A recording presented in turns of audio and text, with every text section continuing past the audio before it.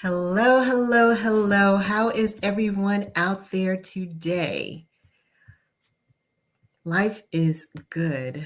Life is good. I am actually going to make sure that we are live on Facebook because for some reason that is always the last one to go live. And here we go.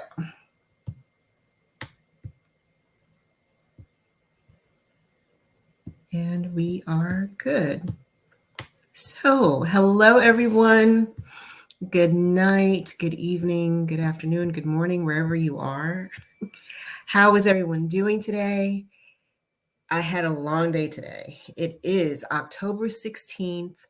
We are on day 16. This is Lisa Marie Aird with Campus Bound GPS October tips. And yes, it has been a long day. This morning, I was so excited to present Campus Bound GPS to parents of STEM students for this corporation who was having a teen summit. And it was a wonderful opportunity. I was really excited to be a part of this. And I learned something. And that is also based on the tip. So I'll rewind. For those of you who don't know me, my name is Lisa Marie Aird. I am the Collegiate Success Coach for Campus Bound GPS. And Campus Bound GPS is a program designed to help students and parents navigate the college application process. And in the month of October, what we do is a series called October Tips. Each day in the month of October, a tip is presented to help students and parents navigate the college application process and hopefully relieve some stress, calm some anxiety, get rid of some overwhelm, because these little tidbits hopefully will be helpful to you in the college application process. And tonight's tip, day 16, I'm so glad. 16, we're almost there. I think because we have 31 days in October, this is kind of for me like the halfway point.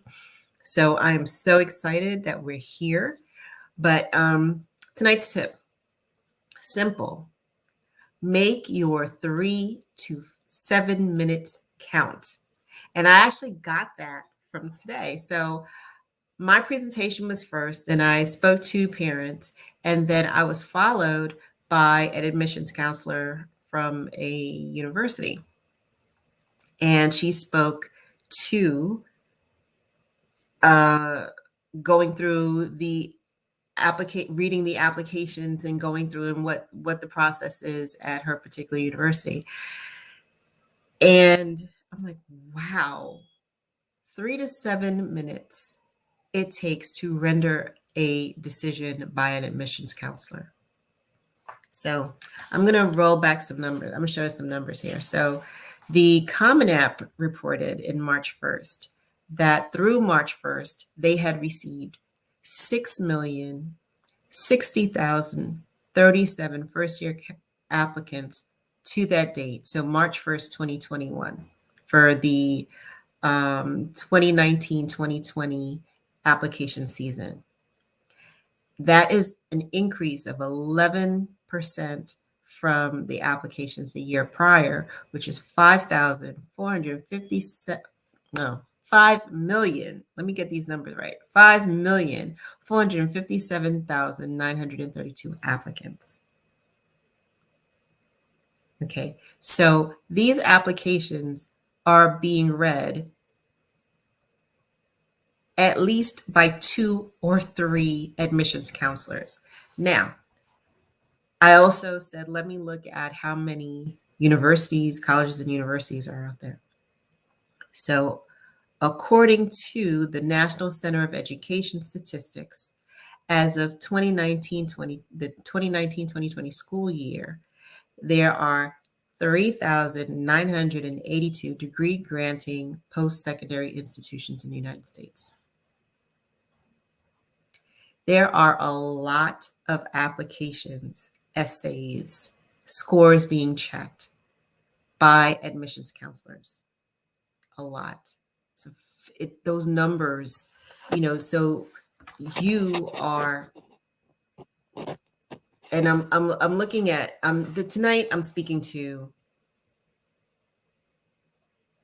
freshmen, sophomores, even the eighth grader out there. Your grades count. Your grades matter. I think this information should be given to an eighth grader as they're transitioning into their freshman year so that you can know the importance of focusing on the work that you have at hand while you're in high school. These numbers amazed me today. So when a college admissions officer is looking at your application, and because of COVID, there are some things that have changed. There are some schools who are going test blind, which means they're not looking at your SAT scores, and that is not a factor in your college application, or they're going test optional, which gives you, the student, the opportunity to either submit or not submit your SAT, ACT test scores. And they're going a more holistic route, which means they're looking at the body of the person, the whole package, right? So included in that, of course, is your GPA. And considering that most applications go in before the first marking period in your senior year. So it's your grades from freshman, sophomore, junior years, which are telling.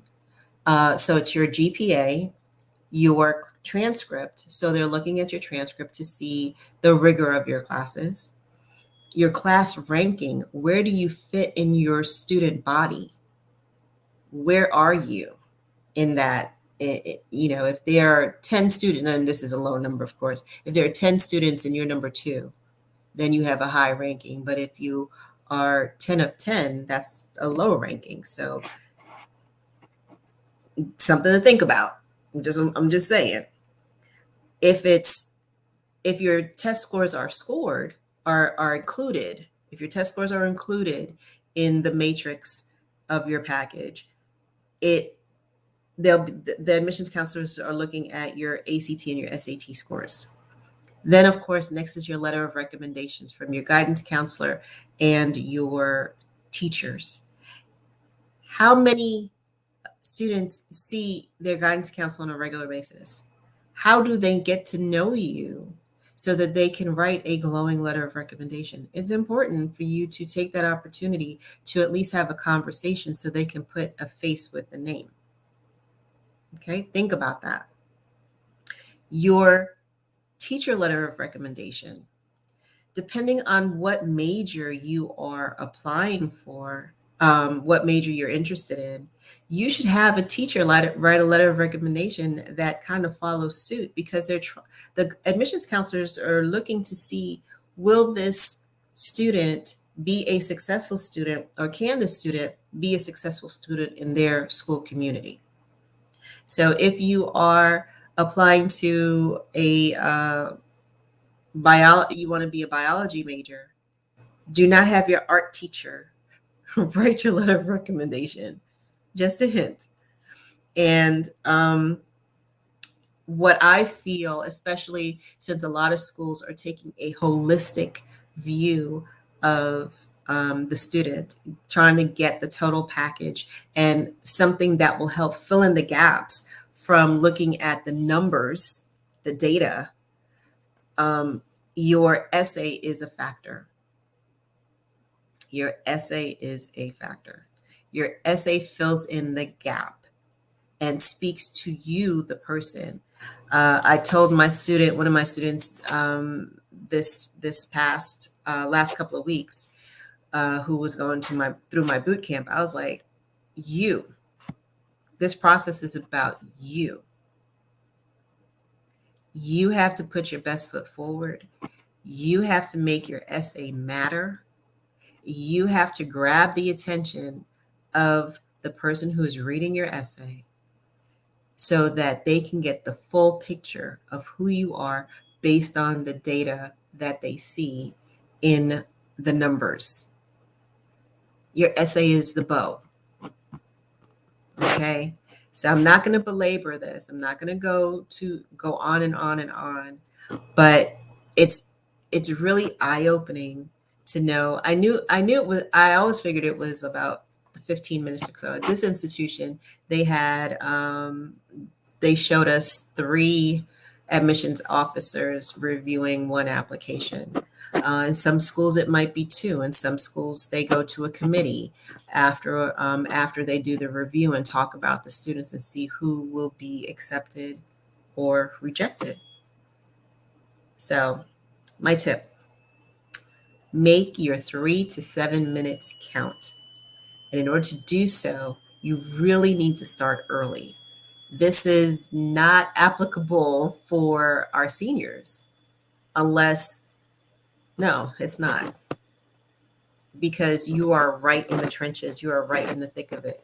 So this is dedicated to freshmen, sophomores, juniors.